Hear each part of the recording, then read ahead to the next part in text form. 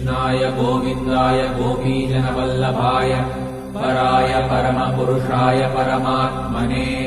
परकर्म मन्त्र यन्त्र तन्त्रौषधास्त्रशस्त्राणि संहर संहर मृत्योर्मोचय मोचय आयुर्वर्धय वर्धय क्षिप्रारोग्यं च कुरु कुरु सर्वकार्यसिद्धिं कुरु कुरु ॐ नमो भगवते महासुदर्शनाय दीप्त्रे ज्वालापरिवृताय सर्वारिष्टविनाशाय सर्वसम्पत्कराय सर्वदिक्शोभनकराय सहस्रज्वालाय परमात्मने परब्रह्मणे परञ्ज्योतिषे हुं फट् स्वाहा। ॐ श्रीं ह्रीं ऐं क्लीं कृष्णाय गोविन्दाय गोपीजनवल्लभाय